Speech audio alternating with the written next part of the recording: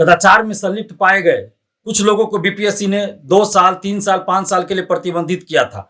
यहां तक कि टीआरई-1 के समय जब कुछ अभ्यर्थी मीडिया में अपनी बातों को रख रहे थे और बीपीएससी पे धांधली सेटिंग का आरोप लगा रहे थे, अपनी बातों को रख रहे थे, अपनी मांगों को रख रहे थे, तो 582 अभ्यर्थियों को बीपीएससी ने प्रतिबंधित कर दिया था, जबकि वो मीडिया में अपनी बात रख रहे थे।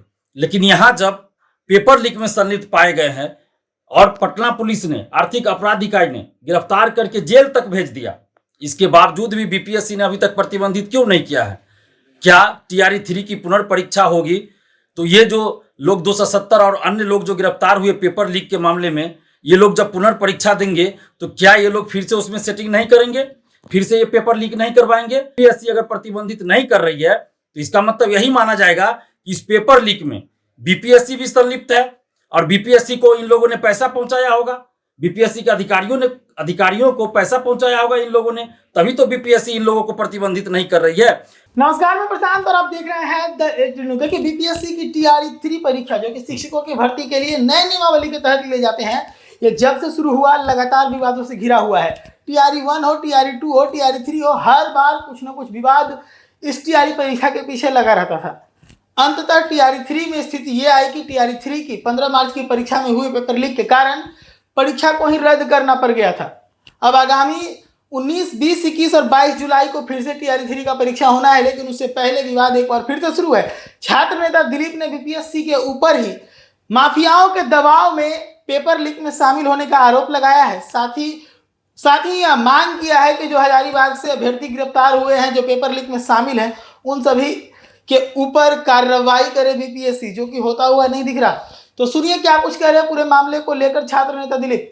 नमस्कार दोस्तों, मैं दिलीप कुमार। दोस्तों, बीपीएससी टीआरई-3 पेपर लीक एवं धांधली सेटिंग के मामले में 270 लोग जो हजारीबाग से गिरफ्तार करके जेल भेजे गए थे, कुछ और लोग जो अन्य अलग अलग जगहों से गिरफ्तार करके जेल भेजे गए थे, बीपीएससी ने अभी तक उन सभी लोगों को प्रतिबंधित नहीं किया है। आखिर बीपीएससी ऐसा क्यों कर रही है? जब ये लोग धांधली सेटिंग पेपर लीक में संलिप्त पाए गए, इनको जेल भेजा गया, इसके बावजूद भी बीपीएससी प्रतिबंधित क्यों नहीं कर रही इन लोगों को? जबकि पिछले साल कुछ अन्य परीक्षाओं में कदाचार में संलिप्त पाए गए कुछ लोगों को बीपीएससी ने 2 साल, 3 साल, 5 साल के लिए प्रतिबंधित किया था। यहां तक कि टीआरई-1 के समय जब कुछ अभ्यर्थी मीडिया में अपनी बातों को रख रहे थे और बीपीएससी पे धांधली सेटिंग का आरोप लगा रहे थे, अपनी बातों को रख रहे थे, अपनी मांगों को रख रहे थे, तो 582 अभ्यर्थियों को बीपीएससी ने प्रतिबंधित कर दिया था, जबकि वो मीडिया में अपनी बात रख रहे थे। लेकिन यहां जब पेपर लीक में संलिप्त पाए गए हैं और पटना पुलिस ने, आर्थिक अपराध इकाई ने गिरफ्तार करके जेल तक भेज दिया, इसके बावजूद भी बीपीएससी ने अभी तक प्रतिबंधित क्यों नहीं किया है? क्या टीआरई-3 की पुनर्परीक्षा होगी तो ये जो लोग 270 और अन्य लोग जो गिरफ्तार हुए पेपर लीक के मामले में, ये लोग जब पुनर्परीक्षा देंगे तो क्या ये लोग फिर से उसमें सेटिंग नहीं करेंगे, फिर से ये पेपर लीक नहीं करवाएंगे? अगर इनको पेपर नहीं मिलेगा, आंसर नहीं मिलेगा, तो कोई और तरीका अपनाएंगे, सेंटर मैनेज करेंगे या फिर बाद में ओएमआर सीट रंगवाएंगे। किसी न किसी तरह से ये लोग धांधली सेटिंग करेंगे ही। आखिर बीपीएससी लोगों को प्रतिबंधित क्यों नहीं कर रही है?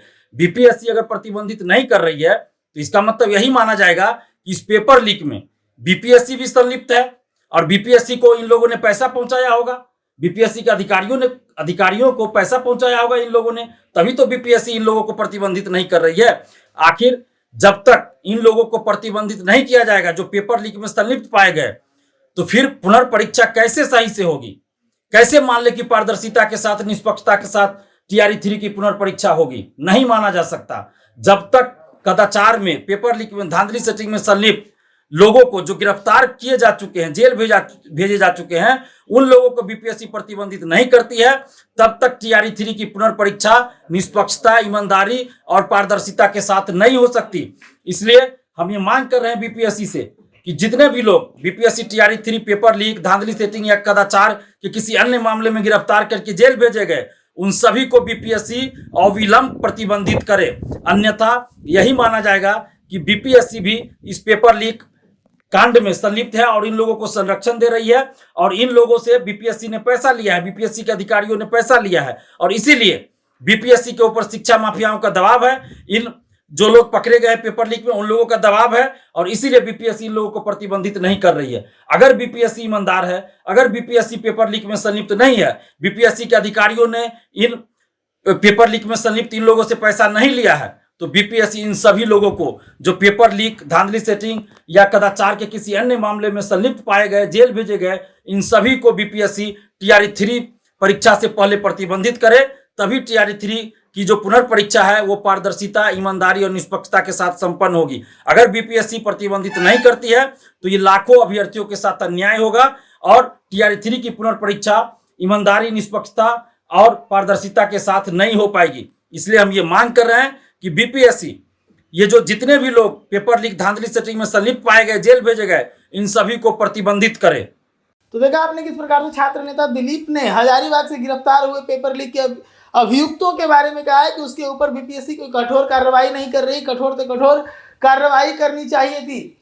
ऐसे ही लगातार जो बीपीएससी टीआरई 3 परीक्षा है उसमें कुछ ना कुछ विवाद होता रहता है और शुरुआत से ही इसकी शुरुआत ही विवादों से भरी रही। जब इससे डोमिसाइल को हटाया गया था, डोमिसाइल नीति को हटाए जाने के बाद से विवाद शुरू हुआ था। फिर इसमें जो नियोजित शिक्षक थे उन्होंने इसका बहिष्कार किया और उसके बाद कई तरह के इसमें धांधली के भी आरोप लगे, कहीं पेपर चेकिंग में धांधली के आरोप लगे तो कहीं परीक्षा में सेटिंग के आरोप लगे और अंततः पेपर लीक के सबूत मिले और पेपर रद्द हो गया था। हालांकि बीपीएससी की तरफ से आगामी जुलाई महीने में 19, 20 और 21 जुलाई को इसके दोबारा से परीक्षा कराए जाने को लेकर टाइम टेबल जारी कर दिया गया, जिसमें 19, 20 और 21 तारीख को एक पाली में परीक्षाएं होंगी, जबकि 22 तारीख को 2 पाली में बीपीएससी की परीक्षाएं होंगी। ऐसी तमाम खबरों के लिए जुड़े रहिएगा द हिंद के साथ। धन्यवाद।